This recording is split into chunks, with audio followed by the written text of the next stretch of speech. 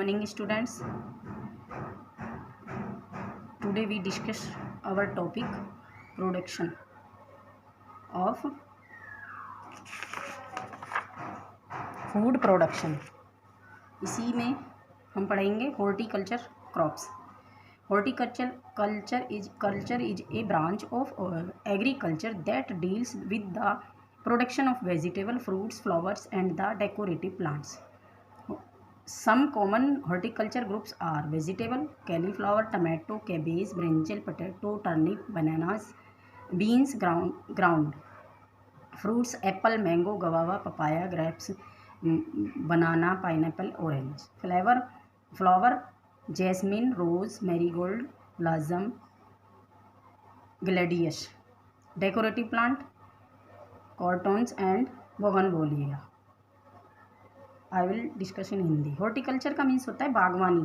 ऐसे पेड़ पौधे जिनसे हम बागवानी करके अपने लिए रिसोर्सेज पैदा करते हैं, इकोनॉमिक रिसोर्सेज पैदा करते हैं या अपने फ़ायदे के लिए ऐसे पेड़ पौधे जिन्हें हम बोलते हैं उसे बागवानी के अंतर्गत आते हैं, जिसमें हमारी वेजिटेबल्स हैं, फ्रूट्स हैं और फ्लावर्स हैं.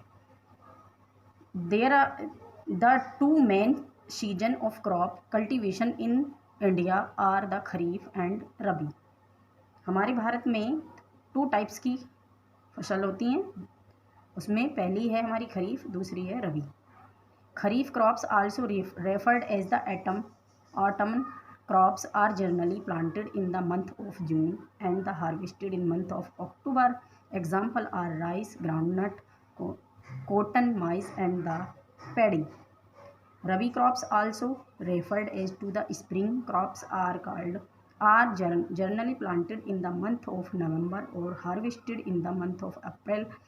The next year such as crops do not depend on the monsoon rains. Example of Rabi crops include wheat, barley and peas.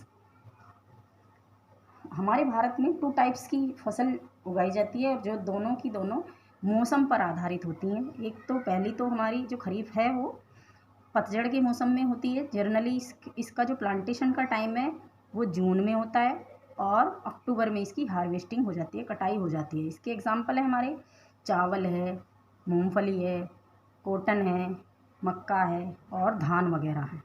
रबी की फसल में ये हमारी स्प्रिंग फसल या बसंत वाली फसल भी कहते हैं, जिसे ये प्लांट की जाती है हमारी नवंबर में और हार्वेस्टेड हो जाती है हमारी अप्रैल में, जिसमें हमारे गेहूँ हैं, जौ हैं और मटर वगैरह आदि हैं.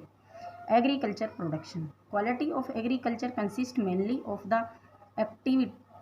Activities that are the essential in improving the environment for the growth of plant and the animals and improving the usefulness of the plant and animals. To improve the environment for plant and animals, the soil is prepared for their growth and fertilizers are used. Harmful insects and pests are the removed for the kill the food of the animals and their shelters are taken care of. The usefulness of plant and animals improved by the growing selected quantities of plant and animals varieties of good.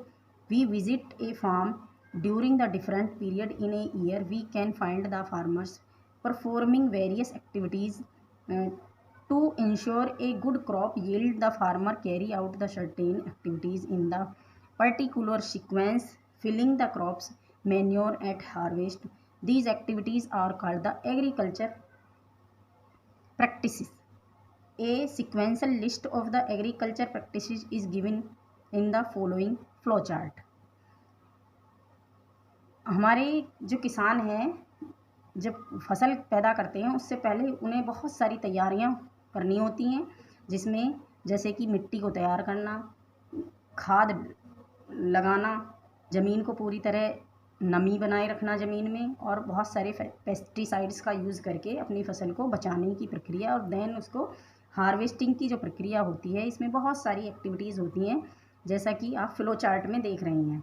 Soil preparation, सबसे पहले ज़मीन को तैयार किया जाता है. Then हमारा selection, sowing of फिर हम सेलेक्ट करते हैं हमें किस मौसम में किस बीज को बोना है। फिर इरीगेशन सिंचाई करते हैं। Then weeding and crop protection, खरपतवार वगैरह को हटाते हैं। देन लास्ट की जो हमारी होती है हार्वेस्टिंग, उसकी कटाई और स्टोरेज की को कंप्लीट करते हैं।